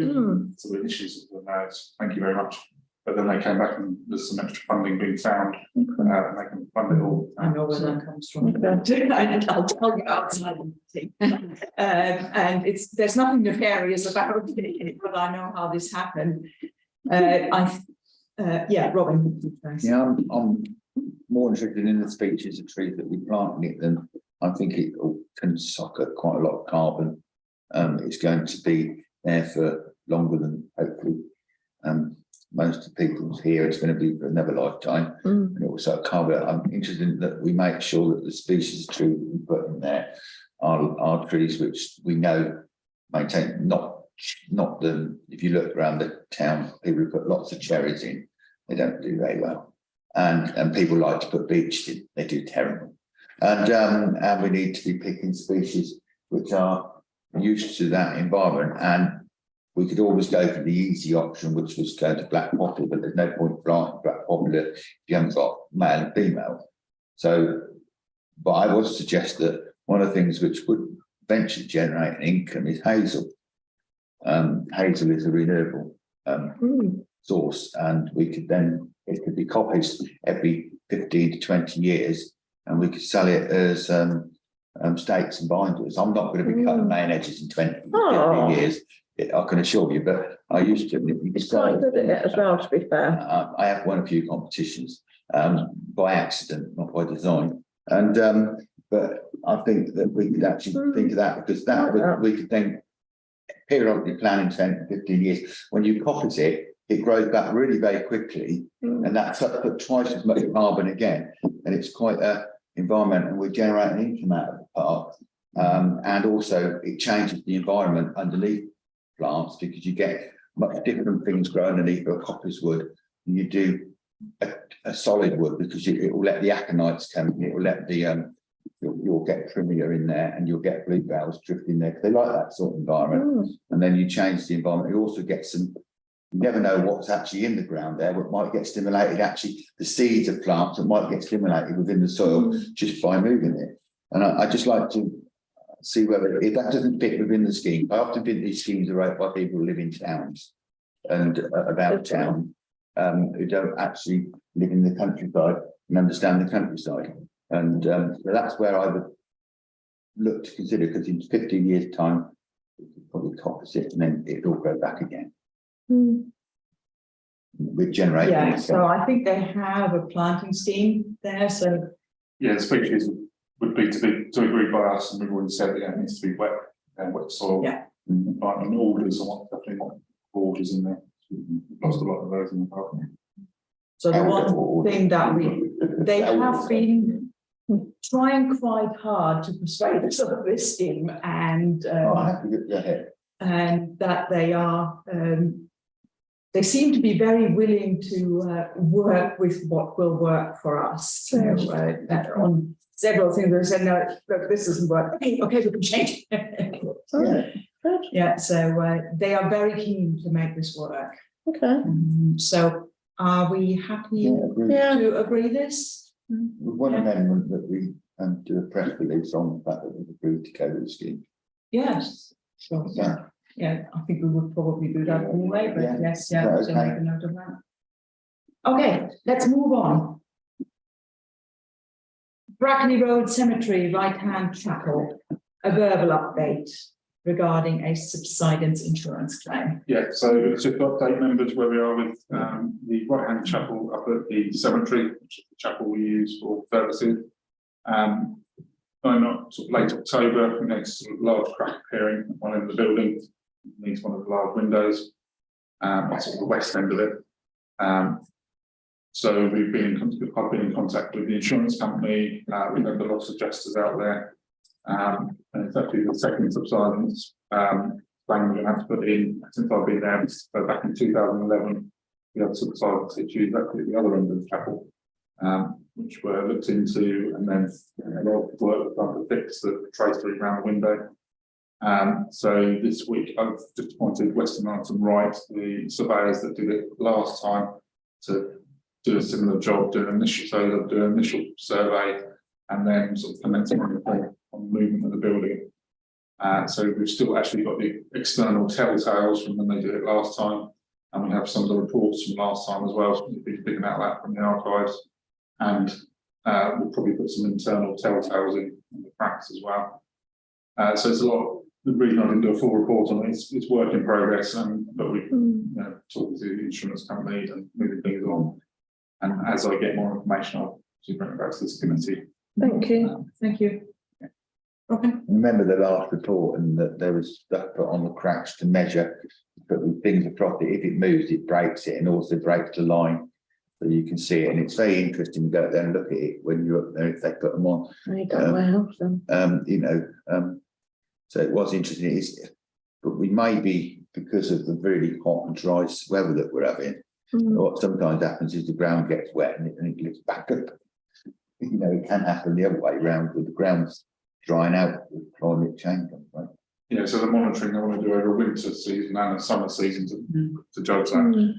But often it either just moves like that, or it can move back and forth, which shows different things, and then maybe have to do other trial pits and all sorts of other things. So yes. Okay. Thanks for your work on that. Not going to fall down. Not immediately. So, point number 9, to know the lost property database. Note. We noted we've got lost property. And the policy as well. And the policy. The policy. Are we happy to just note? You have to agree. I agree. Yeah. Do we agree? Just ask one question about where is it? Number 4 on the not property, bank card with personal details, destroyed. Could it not have been sent back to a bank? I'm not sure. I think that one was quite an unusual one. It didn't have a lot of detail on it. I haven't got the details in front of me, but there was, well, we did have one that was really unusual. And had sort of a number on Right. it. So they have just decided to strike it. They look like my glasses. No, they're not. They're not. I've had a look. I put the glasses on. They're not my glasses on the property. Just in case of that. Moving on swiftly from Robin's glasses. I couldn't resist that. I'm sorry. The Buckingham Community Flood Plan. So to review the Section 19 flood investigation report into the December 2020 Buckingham flood, to receive a report about recommendations made in these said investigation report, and to note the Buckingham Community Flood Plan review. It doesn't exactly look off the tongue, does it? No, So comments, questions? Yeah, Robin. I think the Section 19 plan is very, very long, very detailed, and probably going to be equally as long in the delivery, because it's got so many partners in it. I think this is probably the third one. Different villages have had them. I think we can't do anything like that. But the thing I would like to mention is, you remember Terry came to talk to us from to do with the canal, and I sent an email to Claire this week, I think, because when he came to talk to us in the Environment Committee, probably be almost straight after COVID, but it might have been online, that he brought up the issue of the Stony Stratford roundabout and the fact that he gave us evidence that that by putting in a special diverter in there, we could divert the water from Page Hill to go along the roundabout and dump past the town, where it presently dumps down at Linden Village, and dumps down by the play area. Now, I think that hasn't appeared, to my knowledge, in any of these reports. It was such a major thing, which could make such a difference to the amount of water that dumps down by the play area at Bourton, at Burley Peace. The pipe work goes down there, you can see it flowing out of there, but it hasn't made its way into any of these reports. And also, we've discussed tens of 180 to 90, hundreds of thousands of pounds being spent on the roundabout to put a term which has got nothing to do with flooding. But I find it really strange that we'd be spending that amount of money on a term which we can't justify. That we do know that any amount of money spent on this instrument would demonstrate an improvement flow. Now, the town clerk was aware of all this, previous town clerk, and I'm not best. And we said, Terry for coming to us, and we all took note. I think it was a marvellous thing which was taken forward, but it hasn't. If I've missed it in here, I really sincerely apologise. But when a gentleman goes out of his way to tell us something which is going to benefit the wider community, he also brought up the fact that a lot of the actual contaminants in the water aren't actually from farming, they're actually from soap water. In the report, that actually you can protect the soap water from the houses, which means when they put extensions on the houses, they actually are going into the, not going into the sewage, they're going into the drainage water with those extensions, because you can pick the soap crystals out. So, so I remember the report in Trinity. It hasn't made its way in. Can I ask through you, Chairman, that we go back and look at what was said and we make them aware of it? Because they aren't going to spend any money on that roundabout in the future to actually create a lane that nobody knows any reason for. And in planning hasn't really found a good reason for creating it. They could jolly well spend some money on something out of that to actually benefit the wider community and the whole of Linden Village, especially as we knew that area in Aiden's area, Buckinghamshire area flooded, didn't it? And you had all that problem in Linden Village, and this did anything to alleviate that. It's got to be the right way forward to, as we know about it, we can't ignore it, that sorry, speech and sermon over, but I don't forget these things. And as I was talking to Terry the other day on an unrelated matter, it actually shot back into my head that he'd actually told us. Thank you. Margaret. Yes, thank you very much. And I do recall that discussion very clearly. And I also recall going up there and seeing the things with a group when I was chair of environment a few years ago. But I think that I'm not sure that that relates directly to this, though. I think this is more what we do when there is a flood rather than alleviating a flood. And I think Councillor Stutchbury's idea of finding out what's happened to that is a really good one. But I think it's a slightly separate issue. And I do think that this flood response plan is really good, the way there are flow charts and it's very clear who does what and when.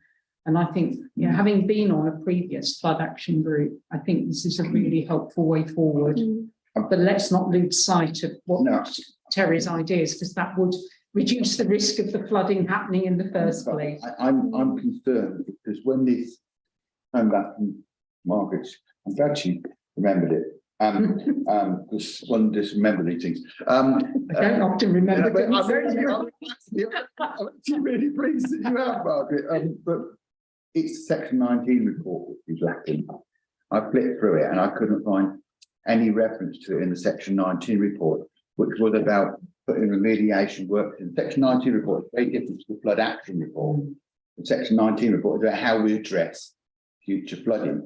Now, I can't find it in there. And my reading might not be as good as other people's, so I'm suggesting that it's not made its way in there, in which case that's a large oversight in the report, because it was one thing that I heard, in all the things I actually heard during that flooding period, but actually looked like it could actually do something to mitigate it, and it could be done at low cost. So I think that we should go back to them in that report, and if it's in there, I will apologise, but I couldn't see it. I looked through it several times and I tried to find it. And if Terry was good enough to advise us of this, and we asked the town clerk, previous town clerk, to advise the flood people about it. And I think he even advised the community board about it at a community board meeting. So it was in the knowledge of everyone. And when we was talking about flooding, but it hasn't made its way in the report. And the last thing I really want is people in the village to flood again for the fact that putting a bit of concrete diverter up there would stop it. So I think we need to bring that up and make them aware of it, because it's a miss. And then we can have the argument about why they didn't do it afterwards. Okay, so in practical terms, how do we take this forward? Is this a question of us having a conversation about who needs to be written to, or what we need to?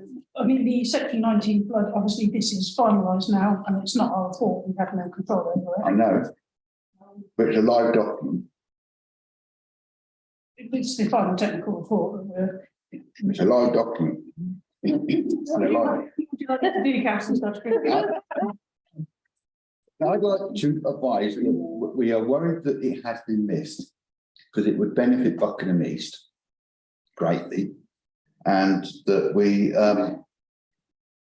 we seek assurance that they are considering it, provide them with the appropriate information around it. Around that. Do they know about it? Well, they did know about it because they attended a local area, a Buckinghamshire meeting of the LAF. Not the LAF, it wasn't the LAF, it was community board. We have so many things, there's another name before the community LAF. But anyway, attended that, and we were made, and the flood people were made aware of it. Right. I'm absolutely sure that I can find an email somewhere, but I won't swear on the Bible to it, that says that I made them aware of it. But if it's community board, it would have been videoed. I think it is, and I think if it's missed, it's a major oversight, because it was the one thing I heard in everything everybody ever said that actually made a difference to that area of Burley piece, and not dumping the water down there. Because I can show you where the drain comes out, because I've been in the river, I can see where it comes out. But I don't really want the residents of. Okay, so who are the appropriate? Sorry, Adi. Yeah, I was going to say, I think having listened to Councillor Stoic, I'm sure he can take that up with the share council. You don't need to. I'll take it up separately, but I do think that this isn't the meeting we're at. I can take that up outside, but I'm here as a Buckingham Town Councillor, so I'm acting as a Buckingham Town Councillor at the moment. Yes, Bob, the document is a share council document. I'm sure I'll take it up, but at this meeting, I'm a Buckingham Town Councillor. I'm not a Chandos Councillor at this meeting, and I'm So, asking okay. an action as Town Councillor. Can we please, sorry, You'll get used to it, Aidy. Robin, what action would you like the I'm town clerk proposing to the town take? clerk makes them aware that it has the section 19 agreement does not include this in it, and we feel it is an oversight. And would they like to advise us how they're going to take that matter forward? May I suggest I email Andrew Raw and ask what's happened to this particular? I sent you an email yesterday or the day because I wasn't. I can find it because I did send it. You probably received lots of emails from me. You disregarded it. I don't recall this. Well, it has Terry in it. I copied Terry into it, and I sent it back to Terry. I can find it now. Send it again. Would you be happy with that construction? Andrew Raw and ask what's going on with that? Yeah, but I do think for this, we've got to consider Buckingham Town Council discussed it in a meeting with which the mayor was chair of environment, and we asked an action to go forward. It hasn't made its way in the report, and we need an explanation why not. Yeah. The other matters we could take up elsewhere.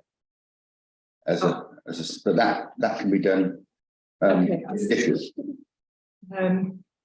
Not wishing to interrupt too much, but I think we now know what the action for the town clerk to take is, and we're all nodding happily, so I believe we can agree with this. Don't worry, Adi, I'll copy you into my argument. And is there anything else that we need to say about the Buckingham Community Flood Plan before we we're only noting No, the review and the recommendations? Is there anything else that? May I just clarify, this was actually the flood plan that was agreed last year. Yeah. We've been back through it, as far as it's all relevant, we've obviously thankfully not had an event, so we have no learning to.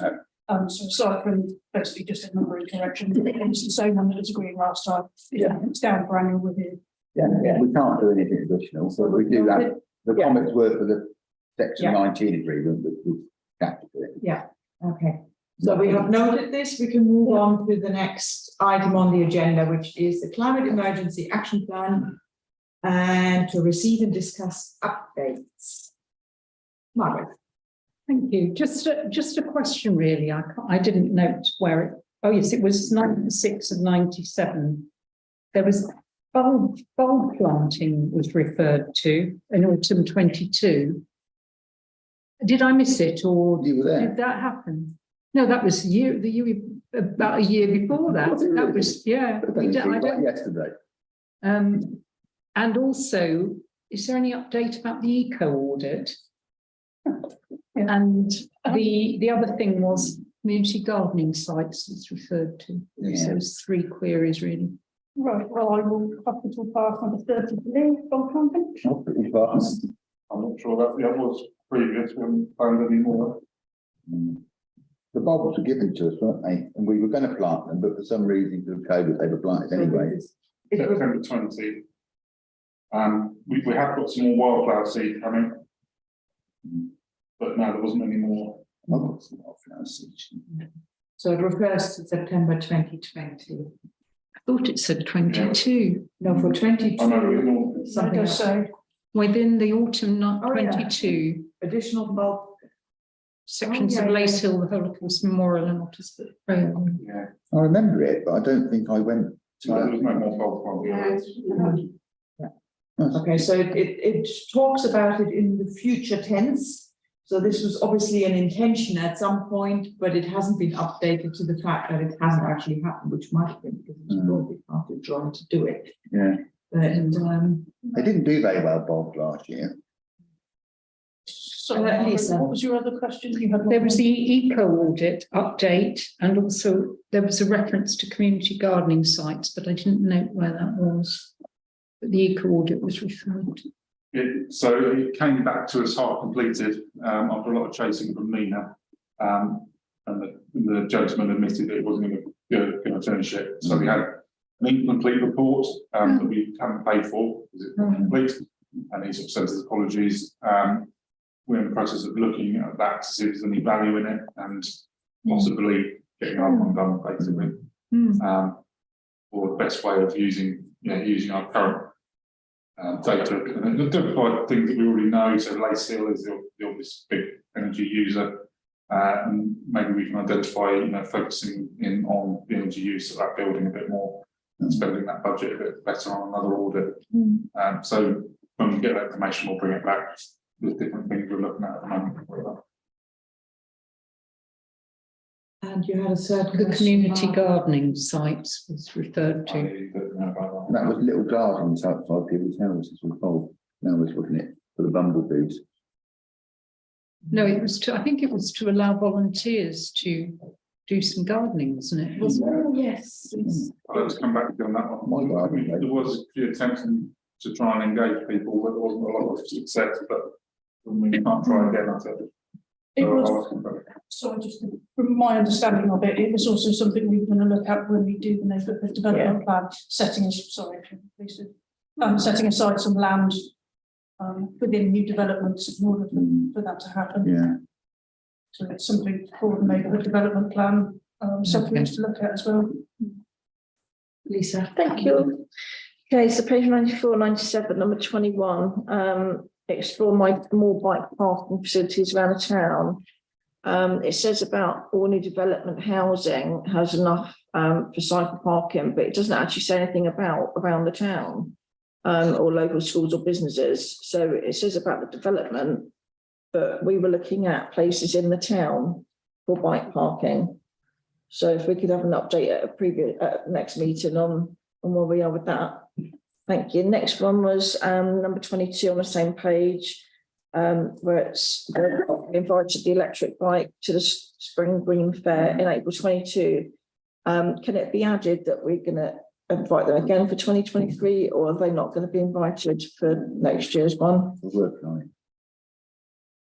Yeah. I'll be honest, we haven't done the plan for the Spring Green Fair yet. Okay. So it'll be done. All right. As long as they can be included, because it was a good thing last year. The next one is number 95 and 97 on page 26.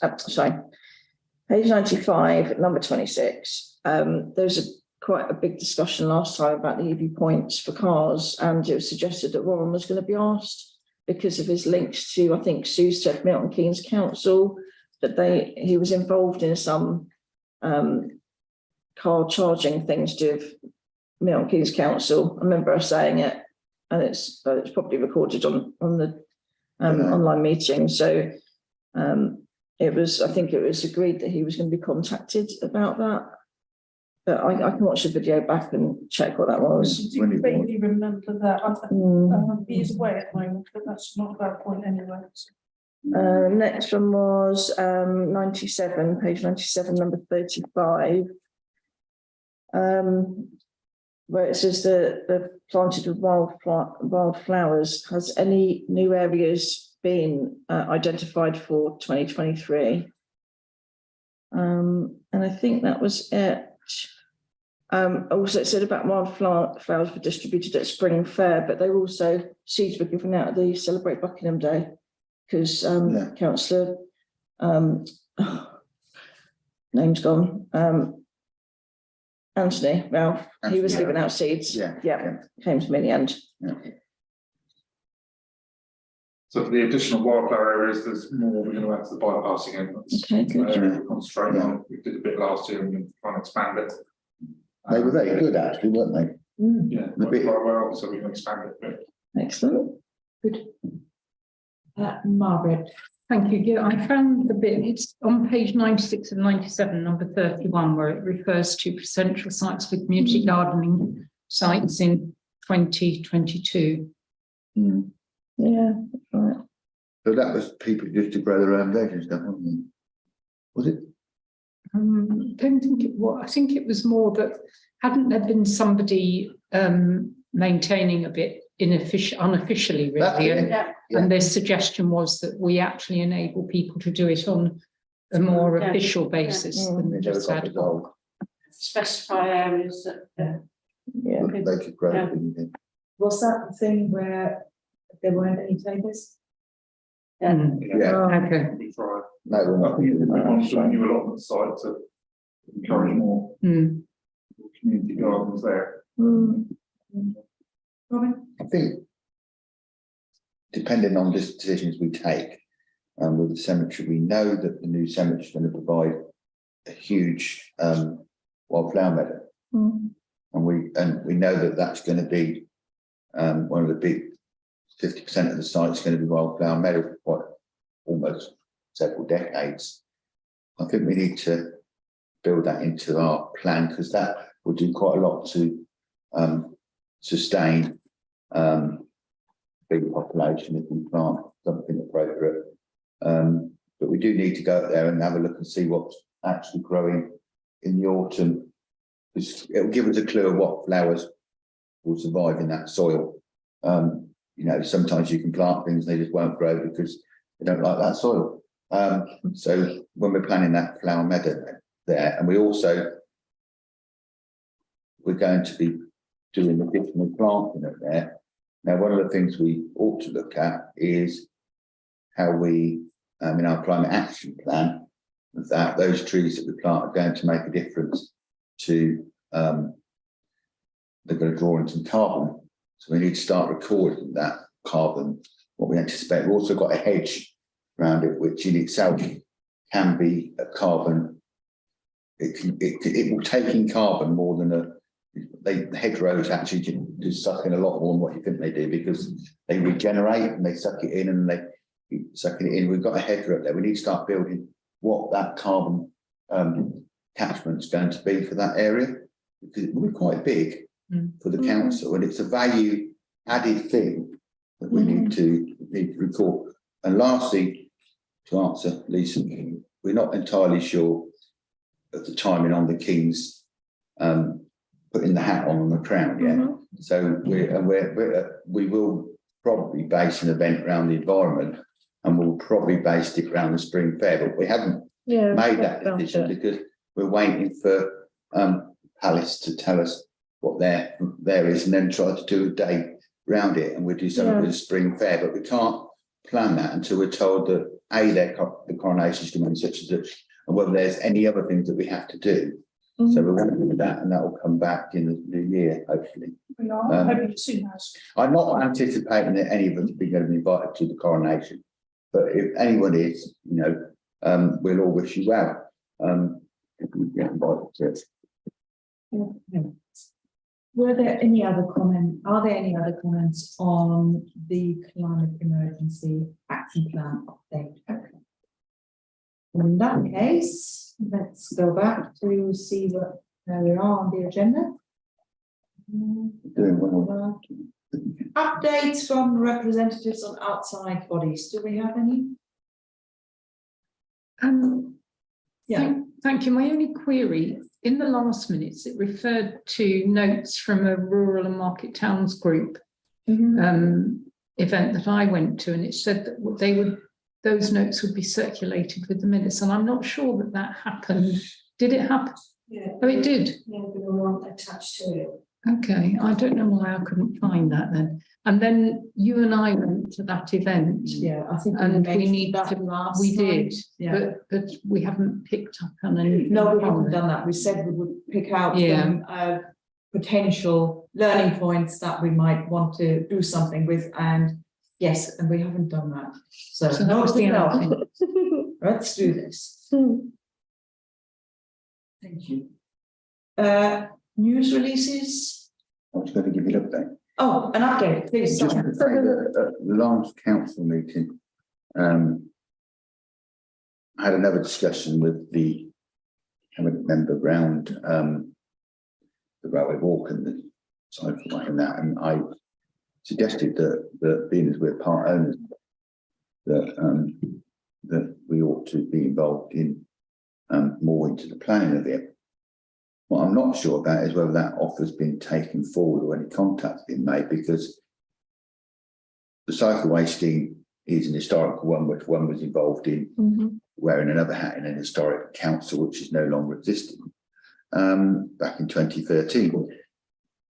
but we do need to start, because it's been discussed in other places, we do need to bring the cycleway issue in future meetings, which I'll ask for it to join on the agenda of the action list, because that is going to be, as I said to the cabinet member, he should talk to the park landowner, and meaning the town council. I didn't mention the town council by name in the meeting, and I did speak to him after the meeting. So I do think we need to push that forward, because the delivery of that scheme, the cycleway, is key to the whole environment of that area, and it needs to be discussed in more places than just my continuous question to the cabinet member, or written questions to him, or going to cabinet and questioning him. I think we need to all be involved in that discussion, because it's a long-term aspect, and it's on the webcast, the discussion we had on it, and there's also loads of written questions that answers on. I don't think we're getting anywhere fast, and we are this council is a beneficiary, and it's also a landowner, so it needs to be treated as such. Paddy? Just to clarify, I thought this agenda is updates from representatives of the town council and outside bodies. Well, it's an outside body. So why is the council just structure given Buckinghamshire Council? You're not representative of the council on that body. Your council is that body. I understand your question. I believe we have so far treated this item relatively informally, so anybody attending a body other than this town council reporting back on it. I believe that Councillor Studbury has taken up this opportunity. If you wish to make it a more formal thing, then I think we can consider a motion. You put forward that we appoint representatives to outside bodies. That's not how we have so far treated it. Just do that though. Just to clarify, my point is that Buckinghamshire councillors struck be on that council is not representative of the town council on that body. That's the point I'm making. Okay. Yeah. I mean, I suppose strictly speaking, Margaret and I were we representatives at this conference? Possibly. No, we were, yeah, possibly not. Did we ask you to go? If you were asked to go, then Will you mean you didn't ask to go?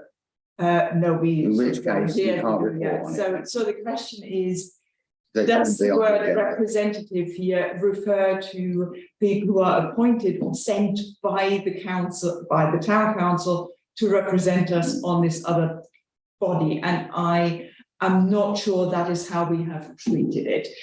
The word might suggest that, but I don't think that's how we've necessarily done Because it. the danger with that is then, because everything goes into the minutes, and I believe this is a meeting. So we need to be strict as to what's going in there and what body we're talking about. Because when he was making representation, he did not mention what body it was. I think it's important that if we have a meeting agenda, we should state what body it is, who we're representing, and what happened at that meeting. That's all I wanted to draw everybody's attention to. I'm happy to have a long discussion about the actualities of it, but the simple fact is that the point that I made was to do with something this council had a financial interest in. So I think that was good enough reason for bringing it up. I could wait until the new year and bring it up at the next full council meeting, but they don't. The full council doesn't deal with the environment. So I think that was Okay, so we take this as an item of information. Yes, it Are we was information. It was not for an action. Are we agreed on this, that this is Yeah. information, And I to look the forward to council, not bringing it out. necessarily anything that we do with something with? You are equally free to do this. You're equally and free. it's just minuted of what organisation has come from, which is what Yeah. Addie's last point Yeah, was. and it was Is a it minute. Councillor Stuxbury and is Yeah, it reporting wasn't- from? Yeah. I think that was your last Yeah, point. and it was Yeah. a point to do with this committee. It wasn't. I could talk about lots of other things, but it was the only thing I think that related to this committee. But the responsibility for delivering that project will fall to this committee, even in the fact that it will take up land belonging to this council. So it was relevant. That's been relevant Yeah. since 2013. So we remember for future events, everybody is, I think people should be free to report under this item when they have spoken to others, but they also obviously always should make clear for everybody who they have been speaking to. And sometimes we know what we're talking about and it's not It always wouldn't be clear. good if I told you what I had for dinner, would it? Yeah. I mean, that'd be erroneous, wouldn't it? Yeah, okay. Can we move on then? Is that okay? Yeah, Claire, it's a because very you- interesting point to be entirely honest. It's well worth the discussion. I mean, we do have a piece on the agenda of the full council for Shire councillors to report. I said that I could wait to full council, but it's relevant to this committee. That's what I think. We are where we. Yeah. I'm very careful. I'm very careful what I said. No, I wasn't. I actually said what I thought, which is quite different. Anyway, well done, eh? Chair's announcement, I don't believe I have any chair's announcements. News releases, sorry. We've agreed one. We agreed on, didn't To do we? with the woods. Yes, we have, yeah. Yeah. Okay, good. And can I just propose that, dependent upon decisions that we agree in advance, that some news release will be explanation around the bridges. I think that's going to, it may not be some months till we do it, but we agree that there'll be some careful words put around that at the appropriate time. Margaret? Yeah, and can I echo that the appropriate time? I'm not sure whether, is it the appropriate time to do a press release about the tiny forest, or is it more appropriate to leave it until some visible action may be about to happen? I would say, I mean, You get two. that would be something the office would find. The agreement is that we will do one. We'll do one, the We timing have is all our separate. roadmap. It won't go out tomorrow. Thank you. So the motion is appropriate if we go so. It'd be quite good fun to get one out there. Yeah.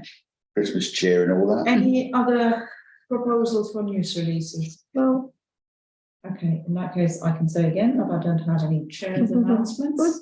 Can I just say for the minutes that we should record our thanks to the Green Spaces team, for everything they've done throughout the year, and the officers, because it's not been an easy year for them. And we should record in the minutes. Thank you for everything they've done. Thank you very much. Thank you for saying that, absolutely, yeah. Got that. Thank you. There's an enormous amount of work. It has been a into horrendous the year. reports to this committee. It's been a particularly difficult year. So the efforts are very gratefully received. And we kept you here till 9 o'clock and we should let you go. And we shall continue to keep you here for a few minutes longer because we're not at the end of the meeting yet. I know. Date of the next meeting is Monday, the 13th of February 2023. And can I propose that we now move into private session? Agreed. agreed. Yeah.